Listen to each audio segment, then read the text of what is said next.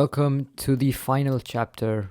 You finally made it here to the last video of this current series that I am doing for the IGCSE Economics. Now, this topic today is another macroeconomic aim that a government must also take into consideration, and that is international trade and globalization.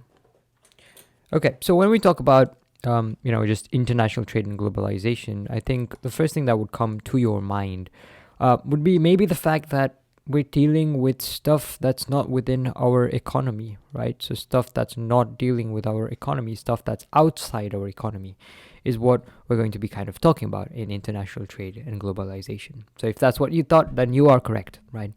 And in this case, we're going to be talking about everything dealing with that. Now, if you remember in chapter 4, when we introduced the macroeconomic aims, and I told you that chapter 4, 5, and 6 will be basically based on those topics.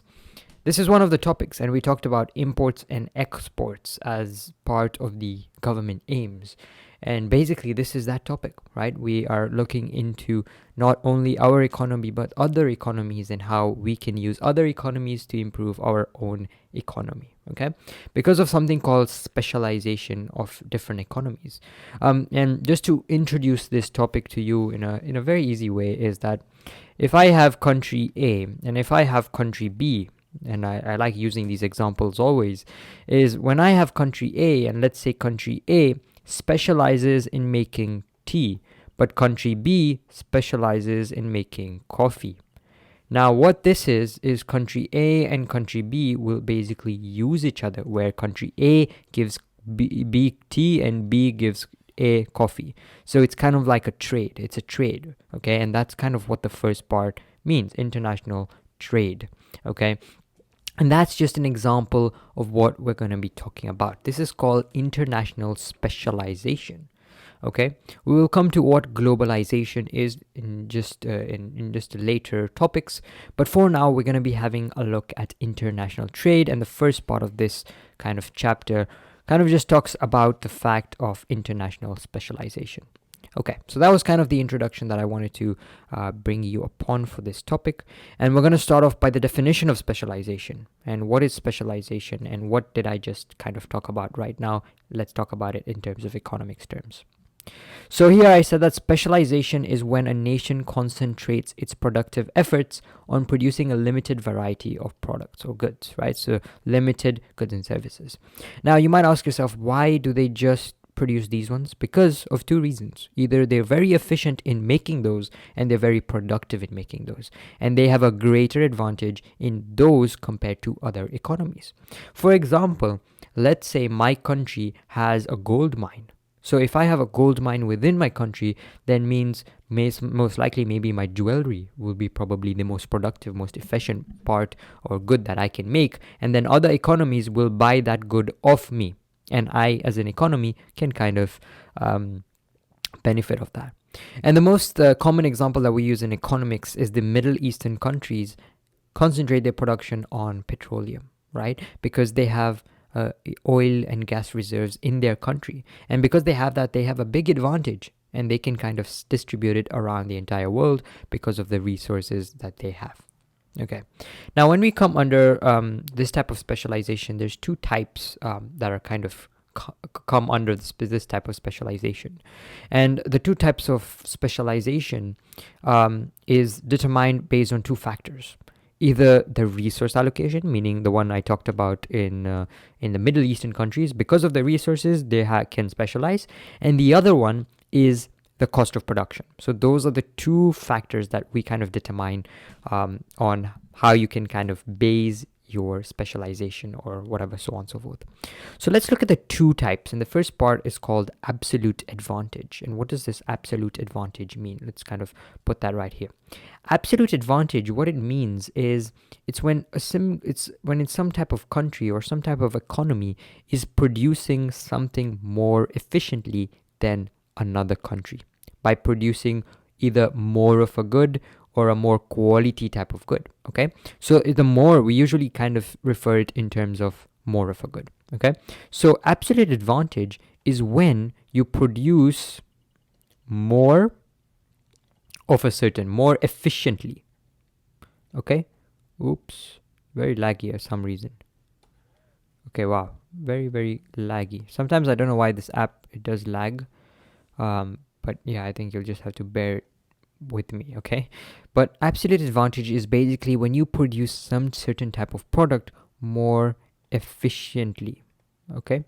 When you produce it more efficiently, that's kind of when we kind of say that this is absolute advantage, okay? So that's the first part of it, right? Is when you produce something more efficiently. The second type of thing we say is comparative advantage. And comparative advantage is basically when a country can produce a certain type of good at a lower opportunity cost. Okay, so you kind of categorize these two in these two different ways. Absolute advantage is when you can produce a certain type of good more efficiently than another. And comparative advantage is when a country can produce a good at a lower opportunity cost. So those are number one and number two. So absolute advantage and comparative advantage. Now we kind of need to delve into something called the entire topic of this, which is international specialization. Why do different countries and different economies specialize within themselves, and why is it of such an advantage to every economy if they do that?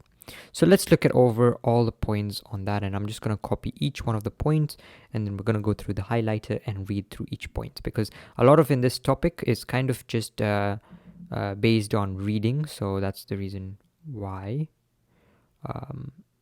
So let's see if I'm able to. Okay.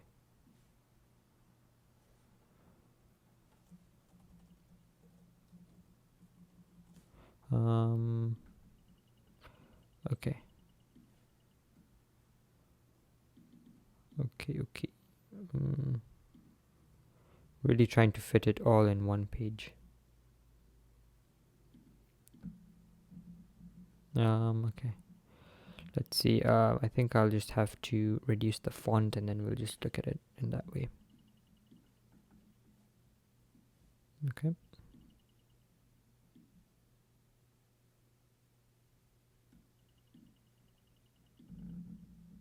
Wow, still no? Whoa, it's so, I don't know. Okay, let's see. I don't think I can. Okay, it's fine, I guess. Okay, wait, I have a better idea. I'm sorry, guys, for this. But basically, I think it'd be easier.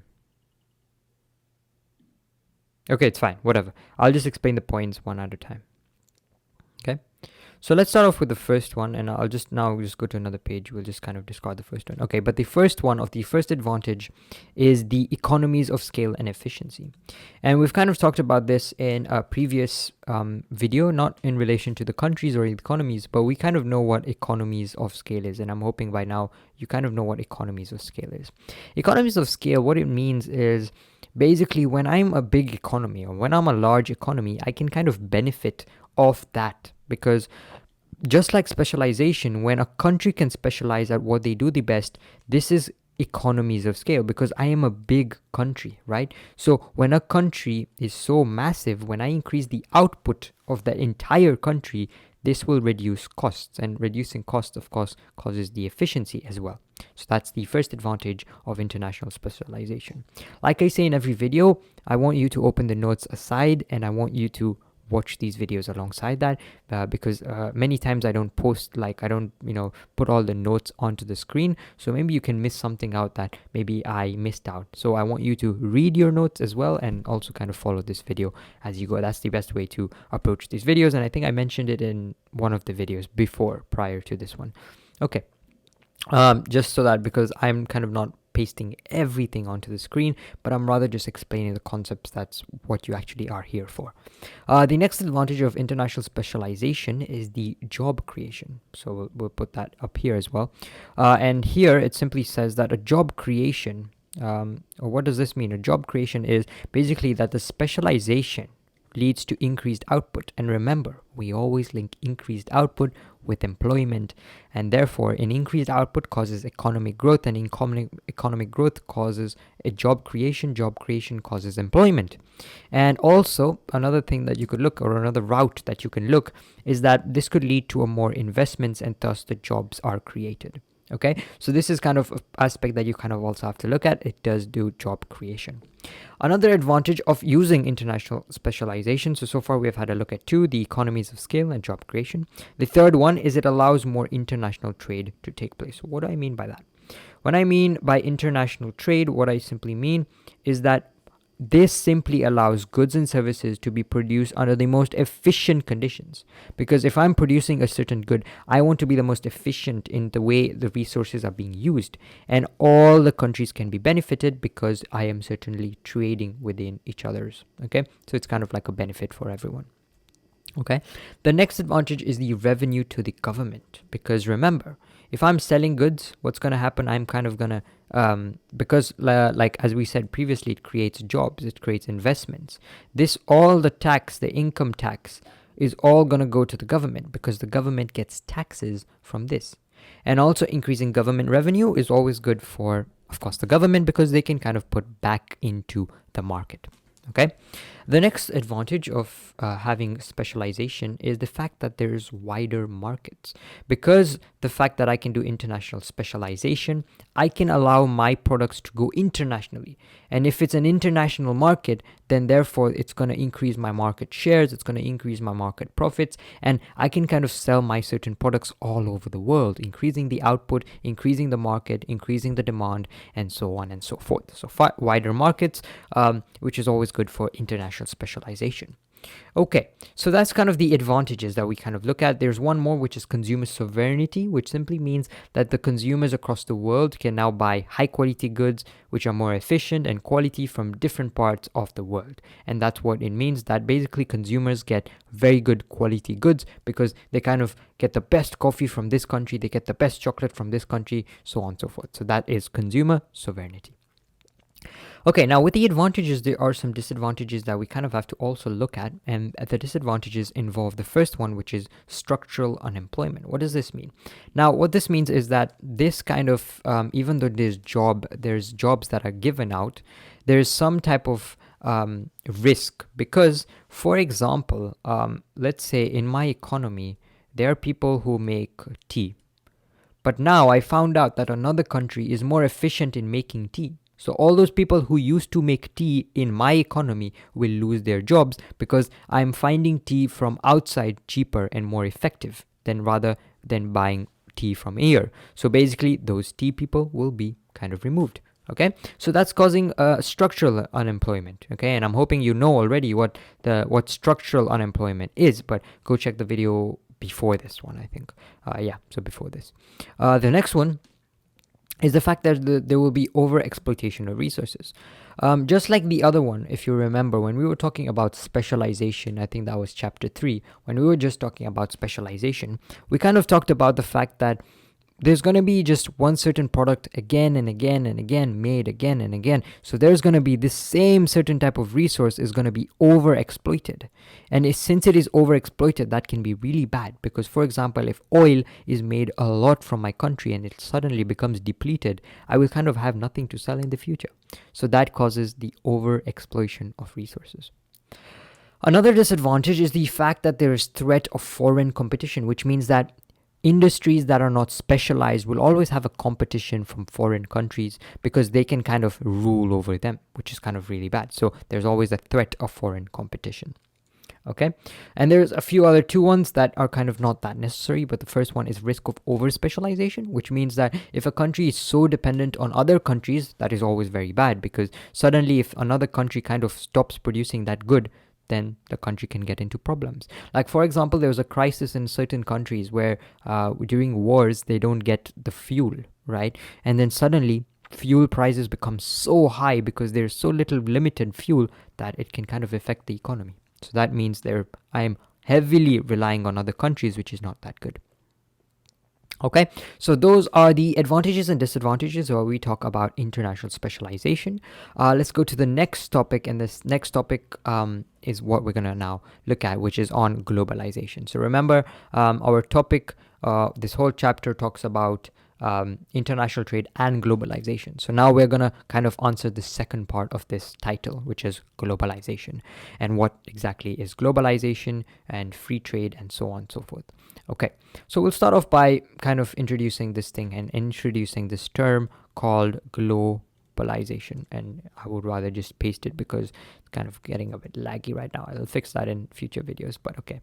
Globalization. So, globalization, what does globalization mean? Globalization is simply when people, companies, and governments from different nations, okay, is basically aided by or driven by international trade and investment. Okay, so that could mean that you might not be able to kind of understand that from now, but globalization is basically when it's basically an investment and it's aided by international information technology, and you might not understand from now, so I'm kind of just going to give an example and just jump into it.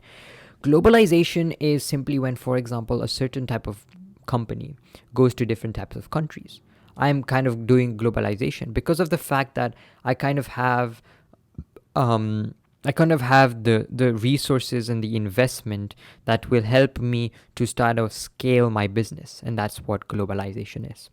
Now, something that we kind of talk about in business studies is kind of linked to economics, because we talk about something called the MNCs, and we talk about this in the business studies.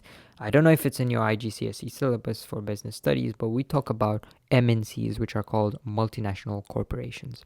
And what are these types of things? These things are businesses that have operations in more than one country. I can give many examples: Starbucks, IKEA, Toyota, Adidas. Those all have businesses that are operated in several countries. And if they're operated in 7 countries, then that means they're a multinational corporation. Now, why do countries scale in other countries? Because it's not always going to be a benefit. Because if I'm doing really well in my economy, what must say that I will do well in the other economy? So let's kind of look at the advantages and the disadvantages in terms of the government, because remember, we are still in macroeconomics. So we're kind of still talking about the government in this. So let's start off with the advantages in my home country. What are the advantages of my home country? So the advantages to the home country, let's look at that one right here. So the first advantage to the home country is that MNCs will of course create opportunities for marketing, right? This is kind of easy. This is self-explanatory. Let's not waste time. They create employment opportunities, which is again kind of of course, if I have a country, if I have a business in my economy, if I have a business in my country, it's going to give workers to job, because of course I need workers to run the business. So that's going to create employment opportunities. The next one, it aids and encourages the economic growth. Why do we mean by this? Because remember that economic growth is always dealing with output. And of course, when I have a certain type of business that is doing really well in my economy, that means there's more demand, there's going to be more output. And if there's more output, that's going to kind of grow the economic growth. Okay, there's going to be an economic growth. And economic growth is really important for any type of country or any type of business, because that is kind of the development of the home country, okay, which is always kind of an advantage to this. The last one, as it says, the advantage of a home country is that MNCs help to maintain a favorable balance of payments. Now, what does this mean? And we're kind of going to go deeper into this in just a minute. Now, what does balance of payments mean? Now, in just a later part of this video, we're going to go very in deep into what balance of payments are. But balance of payments in a simple term is basically we're dealing with exports and imports. Okay. Now, the government always cares about their exports. The government always wants their exports to be more than their imports, because if that is the case, then that means, now I want to define what export and import is. Export is when I'm sending the product away from my country. Import is when I'm bringing the product to my country. And you should already kind of know about this. These terms that are used into day-to-day like uses, right? We use these terms a lot of time when we're talking about shipping. I want to import something, I want to export something, so on and so forth. But I'm just going to explain it regardless. So the government always cares about exports. And why do they care about exports? They care about exports because if it's exporting a good, that means it's made in my country. If it's made in my country, that means a lot of people must be having jobs that are used in or involved in that product that are sending it. Also, if it's exports, I can kind of charge the country who is taking my product a certain fee, which is also going to go towards the government. So that's kind of what balance of payments are. So if I have an MNC in my country, in the home country, it's kind of going to be favorable for the balance of payments. If you kind of still don't understand what balance of payments mean, we're going to be going deep into that later on in this video, so don't worry about that. Okay, let's now have a look at the advantages to the host country. What does it mean by host country? For the host country, I mean that for the host country, you're kind of getting the MNC to your country, into your new country. You're kind of getting an MNC to your country. So let's now look at that. So the first advantage of the host country is that it kind of provides significant employment and training to the labor force. For example, if I bring an MNC to another country, I'm kind of going to also be teaching them the skills and stuff required to run that business. So if I'm teaching them the required skills, then that means that they kind of have an improved labor force and there's employment and training given by other people. That's the first one. The second one is there's a transfer of skills and expertise, which means that because I'm kind of developing my labor force, and it's kind of linked with the point above here, it's kind of linked with these 2 points, but employment and training leads to getting skills. Getting skills into my workers is always good. Now, an MNC can add to the GDP. What is GDP? We know this is kind of linked to the economic growth, but when a business that comes into my country, for example, if Starbucks come to my country, everyone suddenly wants Starbucks, and therefore the output for Starbucks will kind of rise, and I will kind of get tax from that as well, which benefits the government, and also the GDP will kind of rise. The output rises, employment rises, so on and so forth. You can keep talking about that. So that's the next one.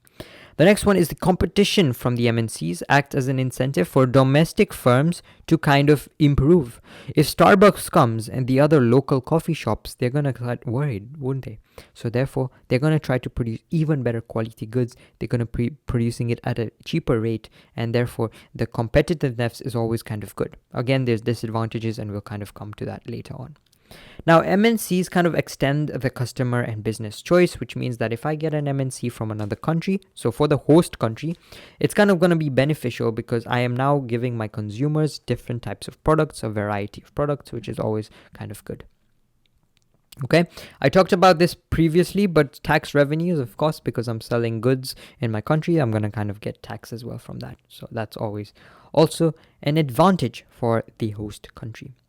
But let's look at the disadvantages now of home country and the disadvantages of host country. And it's kind of like, it's not that difficult. So let's look at those ones. Okay. So let's start off with the disadvantage of host countries first, or the home country, sorry. First of all, the MNCs will transfer capital to their home country, which means that kind of this is really bad for the balance of payments. Again, you might not understand what balance of payments are, but we'll come to that. But what this means is I'm transferring my entire capital from the home country, right?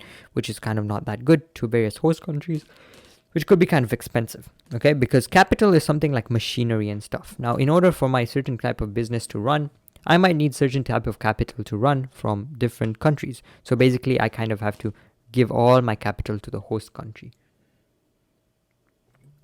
Okay.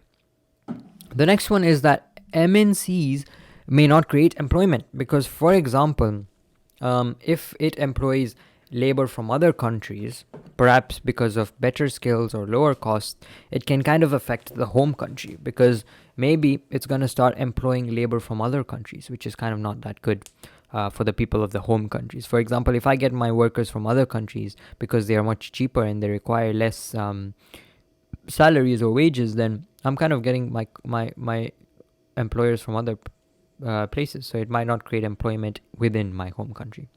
And last but not least is MNCs may neglect the home country's industrial and economic development. This was last chapter.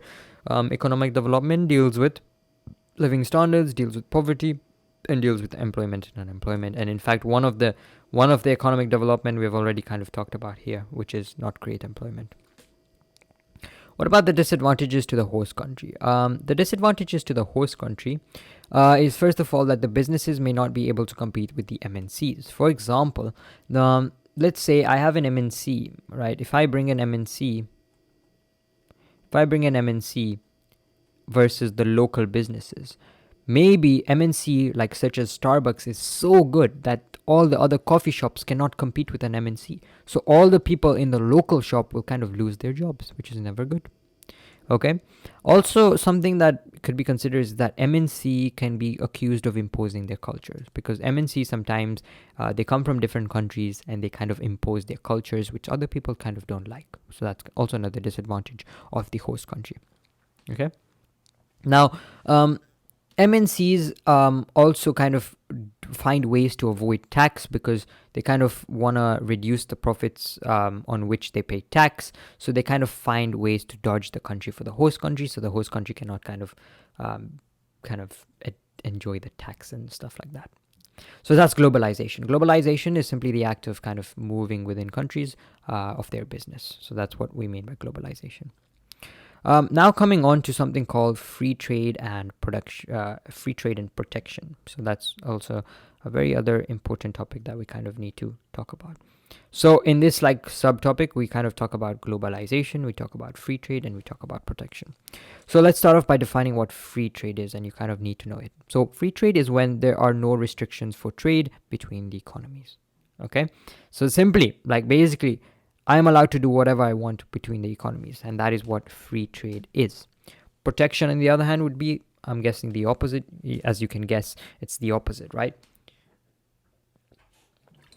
So meaning that there is limitations for that protection. Okay, so those two are the two opposites. So let's start off with free trade. And when we talk about free trade, we are simply going to look at the advantages and the disadvantages of the two. And then for protection, we're going to do the same. And we kind of are going to be analyzing that. So let's start off with the advantages of free trade. So when we look at the advantages of free trade, coming from the definition, remember it says free trade is, of course, having no restrictions. So one big advantage for free trade is, in fact, that countries can benefit from specialization. That means that if there is no limitation for any certain type of product, then any country can kind of interact with any other country and specialize from each other. So that's kind of the advantage of free trade. Next up, you kind of need to look at the fact that because of this, because it's so easy to move in and out of free trade, there's going to be an increase in consumer choices. So the first one, again, was the countries will benefit. The second one, the consumers will benefit. Because let's say, the reason why not a lot of people kind of bring products from other countries is because of the limitations. For example, you have to pay a tariff, which we're going to be talking about in protection. But with this case, when there's free trade, I can easily just get another product from another country, right? So of course, my consumer choice will increase. For example, right now, those people in another country, of course, you must be like, I wish this product was in my country. I wish it was in my country. I want to get it. But let's say now you can get it, right? Of course, my consumer choice will increase. Okay. Another advantage of free trade is the competition, because now that I've finally got access to many countries, I kind of can, become more efficient and kind of increase my competition, just so that I can kind of give my products to so many people in different countries. Okay. Another advantage of free trade is the fact that you can kind of have now business opportunities. Okay. So there will be business opportunities. Because business opportunities, or creates new business opportunities, simply means that because now I can sell my goods overseas, I can kind of grow my business. And because if I think of it like that, because I can profit a lot, my profits will rise and I can grow my business. And we've talked about the growth of a business. Profits is a big reason of growth of a business. Everyone wants profits, and that is one reason why that's a big advantage for free trade. What about the disadvantages of free trade? Because there are also disadvantages that come with free trade. And I'm hoping by now you kind of know what free trade is kind of properly. Because free trade is simply when when there's imports and exports between two countries, the limitations between that kind of goes, which is not the case in today's world. And we'll come to what the case is for today's world and why it's implemented. Okay, now the disadvantages of free trade is there's going to be reduced opportunity for growth in less development economies. For example, if my economy is very underdeveloped and I'm kind of heavily relying on other countries because of the free trade, that's going to be a big, big no for me, right? Because when my economy is not that good, and let's say I don't specialize on any type of product, and I'm just getting all my products from other people, then that means that there's going to be kind of no growth in that economy, which is kind of bad. Okay, another disadvantage of free trade is the fact that since it's very easy to bring in and out products, this is going to cause a rapid resource depletion. And what does this mean by resource depletion? Resource depletion means because it's so easy to trade around different countries, it's going to be so easy to make these products and constantly just give them out because I want more profit. So there's going to be a rapid resource depletion, and this is always not going to be good. Okay, so that's another disadvantage over that. Okay, so those are the disadvantages. Let's look at protection. Okay, and I'm hoping you kind of already know what free trade is, and you can kind of guess what are the advantages and disadvantages. Okay, just look at it in the fact that, okay, I have no limitation to get any product. What are the advantages? Of course, consumer choice, business opportunities, so on and so forth. But what about the disadvantages? Think of it as well in that way. With protection, what does protection mean? Let's kind of go over protection now. And we'll start off with the definition of protection. What is protection? Protection is the opposite of free trade. With protection, we kind of use trade barriers between the governments, or trade barriers by the government. And the reason we do this is because we kind of want to eliminate competition, and we kind of want to eliminate market access as well. And these trade barriers and we implement the protection using trade barriers. So I'm going to go over each of the trade barriers. There's not that many. The first trade barrier is the tariffs. Okay, so tariffs are the first trade barriers. Tariffs are simply indirect taxes that are imposed on imported and exported goods. Now, what does this mean? Tariffs simply means that if I have a product that is being made in my country currently, then I kind of want it to be sold to other countries, but I kind of want to benefit from that as well. Because I'm giving other countries my products, I want to benefit from that. So the government introduced something called tariffs.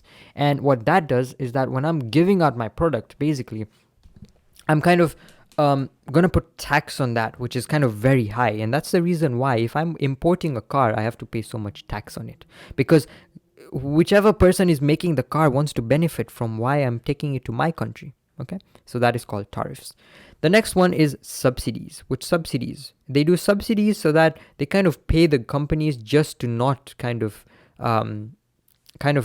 to buy inexpensive domestic goods rather than imports, because sometimes consumers have no choice but to import if the products in the current economy is very expensive. So therefore the government will start giving subsidies to the local companies so that every consumer does not need to import. Because remember, in just coming up in this video, we kind of talk about something called the balance of payments, and the balance of payments always deals with exports and imports. The government is always happy when there's more exports than imports. I kind of think of it like that. So if the government is happy for more exports, then there should be a lot of activities going on in my economy currently, right? That's kind of how you kind of think of it. So if I want more stuff happening in my economy, then that means I want to start doing stuff like subsidies, right? Because I want to help the local economies or the local businesses in my economy to improve. So I give them subsidies.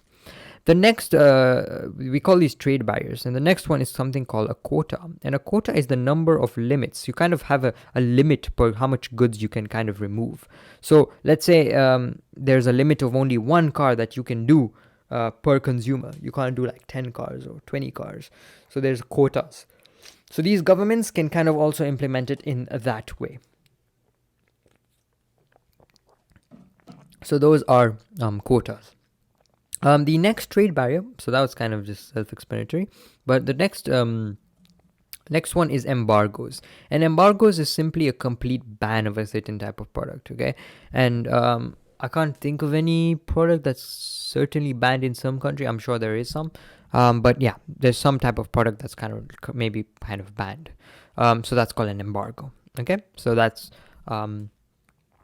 basically protection.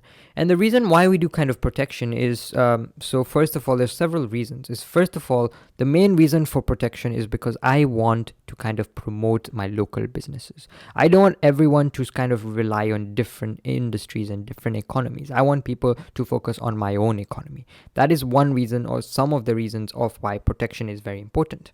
Next one is, and you can go over your notes if you want more in detail. I'm kind of covering it through. But there's something called infant industries, sunset industries, and strategic industries. Infant industries are those industries that are kind of just growing, right? They're small, they're new, and they want to grow. So I want to protect them. Sunset industries are those that are in the declining stage, meaning that they're kind of going down, and because of unemployment, they're kind of struggling. And strategic industries are basically stuff like transport, energy, defense. So I want to do trade barriers to kind of protect all three of them. Okay. And then we talk about trade imbalance, which is simply we do protection so that my exports are greater than my imports, which is a very, very important concept of economics. Exports greater than imports. Always, everyone is happy when this is the case for the governments, right? Exports greater than imports, always good. And we're kind of going to be dealing with that right now in this next topic, which is talking about foreign exchange rates. But we'll go about trade barriers in just a minute. Okay, so let's put foreign exchange rate on another page and start with this topic. Okay, so let's start off by defining what exactly foreign exchange rate is. And I'm sure you must have heard this term by a lot of people around. So what is foreign exchange rate? So the definition of a foreign exchange rate is simply the value or price of a currency expressed in terms of another currency. That is the foreign exchange rate. An example that I'd probably give you is, for example, if we have £1 here, okay, this maybe would equals to, I don't know how many dollars, maybe 1.2 or something dollars. £1 equals to $1.2, right? So £1 equals to $1.2. This is the exchange rate. So basically the price of one currency in terms of another currency is what we call foreign exchange rate. Okay, I'm hoping that's what's clear. Now, you might ask yourself, why is this very necessary in economics? And the reason why we talk about foreign exchange rate is because foreign exchange rate relies on two factors, which is determined by the market demand and supply. In fact, it's even a job, which is called Forex. And what this is basically predicting the value. So you buy so much of a certain type of currency that if the value goes up, I can then cash back and get all the profit that I've got. So it's kind of even a business. It's like stocks and stuff like that. So it's something called Forex, just to keep in mind. So basically, the foreign exchange rate is a currency or of each currency is determined by the market demand and supply of the currency. Okay, so it depends on the market demand. Okay, so the market demand here for each economy will of course depend per economy. So for example, of course, the demand and supply for every different economy is different. Okay, so that's what kind of foreign exchange rate is. Just to bring you back to a concept that we talked about before, which was equilibrium. And equilibrium is simply when the price at which the demand and supply of the currencies equals. Okay, so you kind of even need to bring that into this part where we kind of talk about foreign exchange rate and the graph. So if I just kind of copy this image of the graph and paste it, and to show you guys, this is kind of the image that I'm talking about, where at this point E, there's simply something called the equilibrium price. So at point E, there's an equilibrium price which connects from P and connects from Q, so that gives an equilibrium price, because at this point the demand curve and the supply curve kind of meet at that point, which is called the equilibrium point. But that's kind of not the main topic or main agenda of this topic. We talk about why foreign exchange rates fluctuate. Now we know that of course it fluctuates because of the two main primary reasons, which are demand and which are supply. But other than this, what are the causes that actually make these exchange rates fluctuate? And the reason we talk about this in macroeconomics is because the government kind of deals with this. So let's now talk about the causes of kind of an exchange rate, causes of foreign exchange rates. So let's kind of talk about that first. Okay, the first one is the changes in demand for exports and imports. And I'm kind of going to introduce what again exports and imports are in just a minute, because I've kind of used that term so much and I've kind of not I've kind of explained it, but I'll explain it more. So what does it mean by exports and what does it mean by imports? When I'm exporting something, I am selling out a product, or I'm getting some type of product out of my country to another country. When I'm importing, it's the opposite. I am getting a product from another country. Now, here is something called balance of payments, a concept of balance of payments, which we're going to be talking about shortly. Balance of payments is what the government cares about. The government, as I said, always cares about exports being greater than imports, because the government always likes this, when the exports are always greater than the imports. Now, in this case, when a country's imports are greater than the exports, we call it a deficit. Okay? This means that more of their currency is being supplied. So basically, the import is greater than export. That means that the exchange rate of the... So basically what means is that more of their currency is being supplied.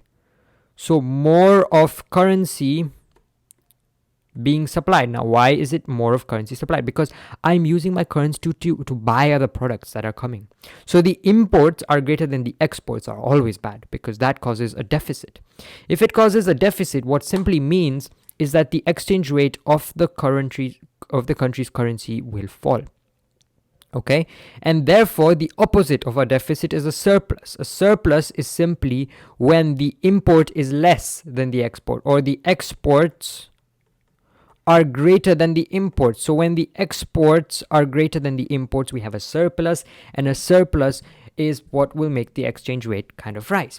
Now, you might be a bit confused about what is deficit, what is surplus, what is this import export type of thing, and we're going to be talking about the balance of payments in just a few minutes, so stick with me, and we kind of talk about that. So the first cause of actually a foreign exchange rate fluctuating is from the exports and imports, right? The demand of these things, how much is getting imported, how much is getting exported. So that is going to kind of be the first cause of a foreign exchange rate. The next one is inflation, which is actually the biggest, kind of the most obvious one, because what does inflation do?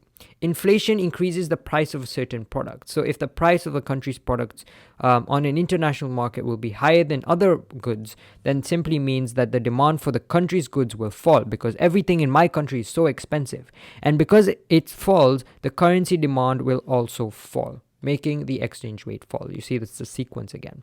Okay, so inflation, what does inflation do? This is the rise in price of a product. If there's a rise in the price of a product, why will other countries, so for example country A and country B, suddenly all my products have had a rise in a price because of inflation? Why will country B want to start buying expensive products from me? Of course they won't. So therefore what will happen? The currency demand will fall, because they don't want my goods, and the currency demand will fall, will cause a fall in an exchange rate. Okay, let's move on to the next cause of the foreign exchange rate. The next one is the changes in interest rate. So in interest rate, of course, we're always kind of dealing it with the banks. So if a country's interest rate rises, and remember, interest rate is dependent on many factors, and in fact, one of the government policies deals with interest rates. So maybe that could be a reason why the interest rate fluctuates, if that's what you're asking. So if a country's interest rates rises, that means what happens? People are going to start saving more, because I'm getting a higher interest rate. If I save more, then what does this mean? If I save more, then the currency will rise and exchange rate will rise. Okay, so people are saving more, so the demand for the currency will rise, because the interest rate is going to rise. But if interest rates fall, then kind of the demand falls as well, causing exchange rate to fall. Okay. Now, something I was talking about previously was about speculation about a certain type of business or job that involves kind of predicting what happens to the exchange rate. And that's kind of linked with this, which is called speculation. Now, a foreign exchange trader, so these are actually, it's a job, that's what I was trying to say basically. Basically move around the money around the world, right? And basically what happens is they kind of use it to predict, according to the economy, how well it is doing, what is the confidence of the economy, to basically start kind of handling the exchange rates. For example, if a certain economy is experiencing elections, what happens during elections is that there's a lot of instability within the economy. If there's a lot of instability, sometimes the money or the exchange rates gets affected, because it's going to fall, okay, or it's going to rise, okay, depending on, of course, the country. Okay, so if there's high confidence, if there's very good confidence, then that means that the foreign exchange rate is going to raise, the raise of the foreign exchange rate. But again, if it's during elections, it's kind of going to fall. Okay, and the last factor is the government intervention, because the government kind of can control a lot of these factors. Remember, they can control inflation. Remember, they can control interest rates. So the government has a big role in this, and that's why we kind of are talking about it. Within government intervention is the government intervention in the foreign exchange rates affect the exchange rate. Of course, it directly affects the exchange rate. Okay, and they've given us example. If there's a greater demand for British goods because of the rise in the value of the pounds, then I can start selling their reserves, and to basically regulate the exchange market, to regulate this exchange market, and that's kind of what they do. Now, when we talk about foreign exchange rates, we also need to start talking about the consequences of an exchange rate, because it's not always good. Now, there's two things that we kind of need to talk about in the consequences. What happens when there's a fall in an exchange rate, and what happens when there's a rise in an exchange rate. So when we talk about, let's say, a fall in an exchange rate. So here it's saying that when there's a fall in a foreign exchange rate, what does this happen? It causes the import prices to rise and the export prices to fall. As simple as that. Okay, so when there's a fall in exchange rate, if there's a fall in exchange rate, this causes import prices to rise, export prices to fall. Okay, which is not good actually. If the import prices rise, export prices fall, not ever good. Okay, and the other one is that a rise in the foreign exchange rate causes the import price. So it's the opposite basically. If there's a rise in the exchange rate, then it kind of does this. It kind of does the opposite. Okay, so in general, in conclusion, if there is a fall in the exchange rate, it's going to start making imports expensive and exports cheap. So what does that mean? That the import demand and spending will fall because it's more expensive, and export demand and spending will rise. Okay, and vice versa. So you kind of can also link it with that. So if there's a rise in exchange rate, imports are going to become cheaper, so demand for imports are going to rise, and export demand is going to fall, kind of.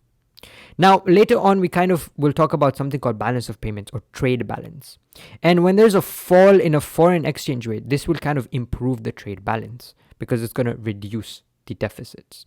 Okay, but we'll later on go to what trade balance is in just a moment. Let's kind of just stick to foreign exchange rate for now. Okay, so let's now talk more about the two types of foreign exchange rates, which is the fixed, of the floating foreign exchange rate and the fixed foreign exchange rate. These are the two types of exchange rates, and we're going to talk about kind of both of them right now. So let's start off with the floating foreign exchange rate. When we talk about the floating foreign exchange rate, this is the floating foreign exchange rate. So when we kind of talk about this, what do we talk about? First of all, the floating foreign exchange rate, this is a type of exchange rate that is dependent or is determined freely by market demand and supply. And in fact, this is the one we kind of use in our day-to-day lives. Okay, so depending on the freely by the market demand, this is freely done by the market demand. So whatever is happening within the demand and supply is going to kind of affect the foreign exchange rate. Okay. Now, let's look at some of the advantages of using something like this. So when we're talking about the advantages, and I'll quickly just discuss each of the advantages, but however, go over your notes and kind of go over each one. So let's start off with the advantages. The first thing is that there's it's automatic stabilization. That means that any disequilibrium or anything like that is always going to be corrected, right? Because of the markets of demand and supply. That is how market of demand and supply kind of work. So anytime there's a deficit, it's kind of going to be it just wants to be stable. So that's how the market demand and supply can kind of benefit this.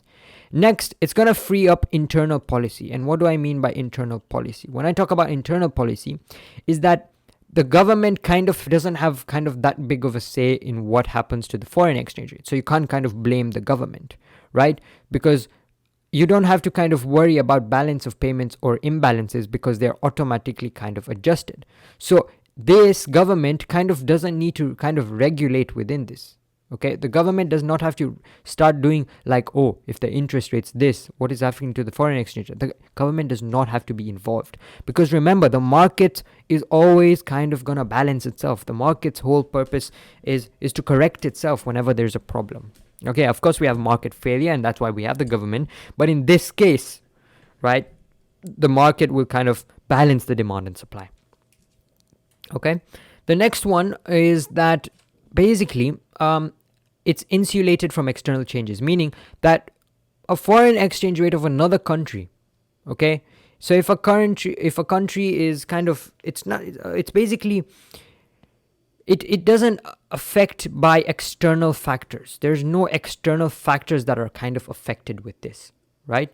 So it kind of insulates the country from inflation from anywhere else. So if there's some problem happening in another country, it's not going to affect my foreign exchange rate because I am independent of each other. Okay, and last but not least, another very big advantage is you do not need foreign reserves. And what does foreign reserves mean? Then you kind of can kind of what do they call it? You can kind of research more on this, but foreign reserves are simply when there is, you don't need to reserve anything, you do not need to deliberately change the exchange rate, and these reserves can therefore be used to import capital goods and stuff like that. So a reserve is simply, in times when there's problems, you kind of need to make changes to the exchange rate in order to maintain this. Okay, but now we don't need to do this because in floating exchange rate, it's kind of all decided by the market demand. Now, you might not be understanding this as clearly, but it's fine because, you kind of just mainly need to kind of cram the advantages, even if you maybe not kind of understand that much. That's kind of course, as a teacher, I wouldn't want to say that, but sometimes this topic can be really challenging because of how much, extra wordiness do they have. So therefore, I think my biggest advice to you is just to cram the advantages and disadvantages. Let's look at the disadvantages. With disadvantages, so disadvantages. So with the disadvantages, the first one is there's uncertainty. This is the biggest one. So when there's uncertainty, which means that since currency values fluctuate constantly because of the market, it's currently fluctuating, it's a lot of uncertainty. Then there will be a lack of investment, which simply means that because of this uncertainty, I'm not going to start doing investments. Investments in what type of way? Investments in ways of course, like into the business and stuff like that. Third of all, something called speculation. Speculation is basically day-to-day fluctuations. It becomes much more tough, right? It becomes much more tough for speculations to actually happen because of how uncertain, how random it is, but it's in fact a job that's kind of created. And last but not least, there's a lack of discipline. What does this mean? Lack of discipline means that you need to kind of maintain a discipline upon the economy, but this is kind of absent with floating exchange rate, because with this, there could be short-run problems because of something like domestic inflation, and stuff like that could kind of be ignored in what happens to the exchange rate. So that's kind of a disadvantage as well. Let's move on to the other type of exchange rate, and this one is a more simpler one. So the fixed foreign exchange rate is now kind of what we're going to be talking about. So fixed foreign exchange rate, coming from its kind of wording and coming from what we already talked about, it's basically fixed and it's controlled by the central bank. Okay, now how will the central bank kind of intervene in this market? It starts by intervening by buying and selling its currency in the foreign exchange market. That's kind of how it works, but it's all kind of managed by the central bank. Okay, advantages of this is kind of the disadvantages of the other one. We will keep it simple and nice over here, right? Advantages is there's going to be certainty because it's kind of being decided by the central bank, so nothing is going to be fluctuating.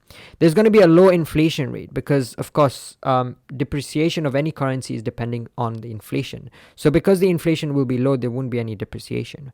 There will be a balance of payment stability, which we'll talk about, but basically what this simply means is the exports and imports will kind of be balanced and will be in the favor of what the government wants. And of course, certainly, because there is certainty, whenever there is certainty, you guys kind of need to kind of know this, there's usually investments, because you invest only when you kind of see a vision. So certainty equals to investments. Investments are always good. There's disadvantages because here there is kind of a risk of conflicting with other macroeconomic objectives. Because remember, we talked about the fact that the government now needs to intervene. If the government needs to intervene, they need to start kind of maintaining the exchange rate, which can now mean that, if the government is involved in this, it can start doing stuff like increasing interest rates, start doing economic growth. Everything can be affected by what they do with the exchange rate. So that could be kind of a problem. But in the other one, let the market just decide whatever it wants to do.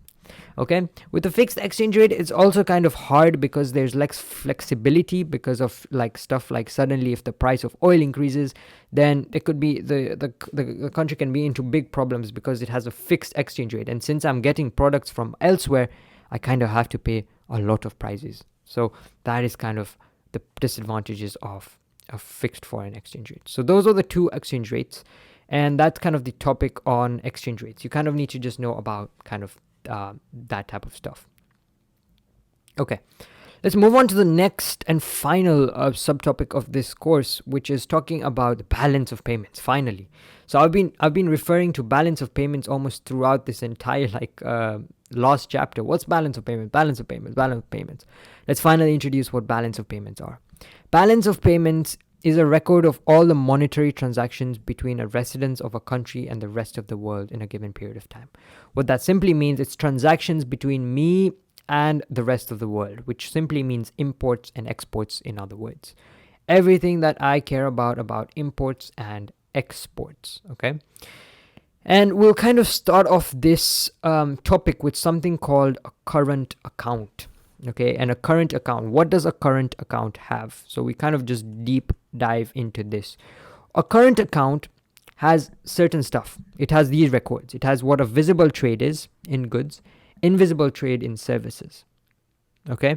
The net income received or made in payment for the use of the factors of production, okay? So now, what do you need to know in this topic? The main things you need to kind of know into this topic is what a current account deficit is and what a current account surplus is. So I'm not going to waste your time talking about what the records are and so on and so forth, what visible, invisible, balance of trade, so on and so forth. We're not going to talk about all that type of stuff. You can go over the notes, look at what this is. But the two main things you kind of need to talk about are what are current account deficit and what is current account surplus. So that is all this kind of last chapter is. And I'm going to be talking about both of them one at a time. So let's start off with current account deficit. So I'll start off with the current account deficit. Okay, we'll start off by what this means. What is a current account deficit? Okay, current account deficit. What is a current account this, that? What does this mean? Now, basically, when there's a current account deficit, okay, that simply means that the financial outflows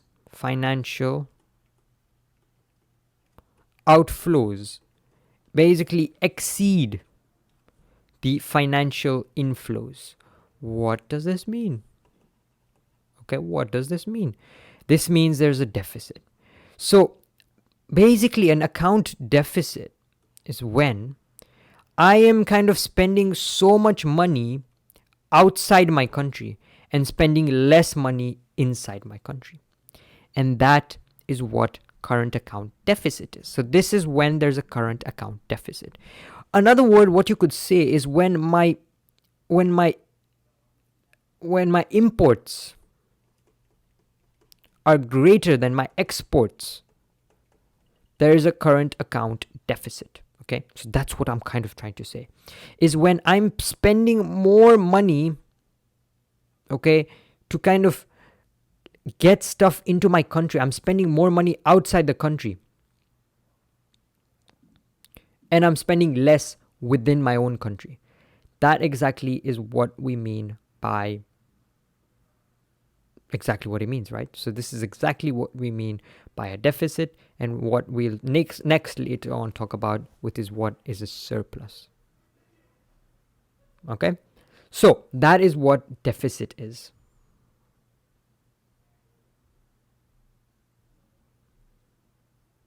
Okay, so let's now talk about the next thing. Let's talk about what causes these things. Okay, let's talk about all are related to that. Let's talk about the causes of a current account deficit. How does this deficit occur, and why are there more financial outflows against financial inflows? Let's start off by talking about that. Okay, let's go with that now.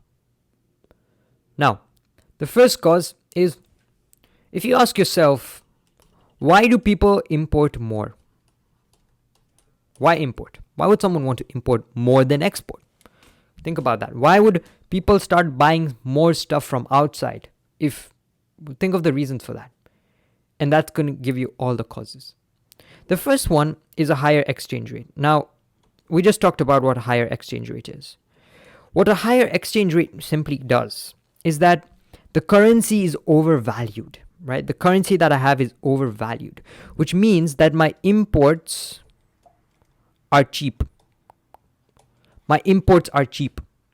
And therefore, there's going to be more imports. More imports, less exports, because exports will become uncompetitive. So if there is a greater imports than exports, then this is going to cause a deficit. That's the first cause. Let's look at the second cause. Think about it in this way. It's very simple if you think of it in this way. Why are people importing more than exporting? Let's look at the next one. Let's say there is an increase in the aggregate demand. What happens when there is an increase in aggregate demand? Think about this. We've talked about this many times. We say that the economic growth increases, right? Because there's an increase in aggregate demand. Because if there's an increase in aggregate demand and like income increases, that means basically people have more disposable income, and so therefore they can consume goods. Okay. Now let's say the aggregate demand is large, it's big, so many people have a high income, but these producers that are in my economy cannot meet the domestic demand. What are people going to start doing? They are going to start importing.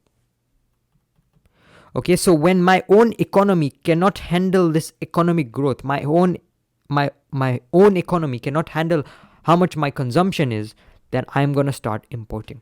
Second reason is economic growth. Economic growth kind of causes more a deficit. Let's look at number 3. And as I'm going through each factor, I want you to notice how I'm comparing everything with imports and exports. Why is there more imports compared to exports? In both these factors, you have noticed that people are importing more. And that's all that it kind of talks about. This is kind of a difficult topic for those people who don't understand that concept. Next one. Decline in competitiveness. What does this mean? If the export industries, what does export industries mean? Export industries means my local businesses, the businesses where I live. If those people are not able to compete with people from other countries, then why should I buy products in my own country? Okay? If my quality of these goods are so bad, why should I buy it from here when I can, of course, import stuff? So that's another reason why it can cause a deficit. Number 4 factor is inflation. Inflation. This makes exports less competitive, right? Why would if I have inflation, think about it. If I have inflation, the price of goods in my own country is so high. Why should I buy from them? Because imports are cheaper and therefore they're more competitive, and therefore I'm going to start importing. Think about it in that way. Another way to think about this is if there's a recession in other countries. If there's a recession, what do we said? A recession in other countries means that there is negative economic growth. If there is negative economic growth, then they will start buying less of countries' exports, worsening the current account. So if there's a recession, then I'm going to start importing from those countries. And the last factor is borrowing money. Okay, last factor is borrowing money. Increased or borrowing of the money. Borrowing money. If countries are borrowing money from each other to finance the growth and stuff, the deficits will also develop. Okay, that's another reason. Because remember, the main purpose of a current account deficit is when financial outflows, this is kind of the main thing, financial outflows are greater than financial inflows. So that means if I, as a country, am asking for money from other people, that means I'm kind of in debt. So that kind of causes a current account deficit. So these are how a deficit is caused. Now, why is a deficit very bad for me?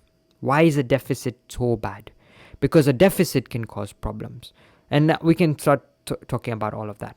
First of all, a deficit will start causing a low aggregate demand. Why does it do this? Because, of course, I'm not going to start asking for products in my current local country. So the demand for the products in my local country is going to fall. So that's going to cause basically a recession. Okay. Next, there will be unemployment. Because if no one is making goods for me in domestic industries, why should there be employment in the industries? That's very bad again. This causes lower standards of living. Unemployment, low income, low standards of living. Very easy to talk about that. Okay, very, very easy to talk about that. Now, because there's more of this, because there's more imports, because imports are greater than exports, what happens to this? Therefore, the lower exchange rates. There's lower exchange rates. So therefore, this causes lower exchange rates. Why does this cause? A lower exchange rate is tied off with demand. Remember, exchange rates are tied with demand and supply. So if there is a fall in demand for exports and there's a rise in demand for imports, because remember, this is the deficit, so imports are greater than exports, right? So therefore, there's going to be a lower exchange rate, which means that exports will become very expensive, right? Because exports are going to start becoming expensive. And whenever exports become expensive, the foreign exchange rates are going to kind of reduce. Okay? So stuff like that. And imports and stuff like that will also, which can cause a lot of problems, right? In general. Low exchange rate is always kind of bad. Okay. Now, the last thing I want to kind of talk about with current account deficit is how do I fix this? My government wants to fix this. What does it do? First of all, if it's a floating exchange rate, right, it's going to correct itself. Okay, it's going to correct itself because of the market. It's going to find its way and correct itself by either fixing the depreciation or fixing the demand and the supply, if it's a floating exchange rate. Another way to kind of boost it is use contractionary fiscal policy. A government can start cutting the public expenditure, increasing taxes. What was this do? Reduce demand. Remember, in a deficit, the demand kind of is kind of very high. So I want to reduce this. So I can kind of do that. Second is, remember when we talked about tariffs? If I implement a tariff, it's going to rise the price of the import. So it's kind of can balance it. Because right now people are importing so much than exporting. So what if I make my imports so high that the tariffs become so expensive that people stop importing and they can only start exporting? They can only start buying goods from local. Okay? Another way to fix current account deficit is use contractionary monetary policy, because remember, it's kind of linked with interest rate. So if a higher interest rate will start attracting more investments. Remember, higher interest rates in basically attract more investments. Okay, so those are ways to kind of fix the current account deficit. Now I want to use all these ways the way I thought of it. Okay, and now the opposite. When there's more exports causing more imports is what we call a current account surplus. Okay, so this is kind of some work that I want to give you, is the way I analyze the current account deficit. I want you to go and kind of look at the current account surplus. Okay, and that's how you kind of make your notes. And this topic is kind of, it's a topic that you sometimes you try to avoid picking, because I remember back when I did my IGCSEs, I always used to be like, you know what, this chapter I kind of don't understand that much. Like sometimes it's easy, but sometimes I kind of avoid it. Okay, because with this one it's kind of very technical. You need to understand a lot about the government, a lot about other countries, so on and so forth. And as a teacher, it's, of course, I don't like to say this, but you try to avoid this type of question because it's much harder compared to the other topics. Okay, in a way that there's more cramming and there's more kind of understanding that's involved in this. Okay, but I did try my best to explain what current account deficit is and what current account surplus is, and how the foreign exchange rate is a very big important aspect of our economy, and why the government really wants to talk about exchange rate, because exchange rate is kind of it deals with deficits. Okay, so that is the end of this chapter 6 and the end of this series. I wish you the best of luck in your exams, and I'll see you in a future video. So thank you guys for watching, and I'll see you in the next one. Goodbye, guys.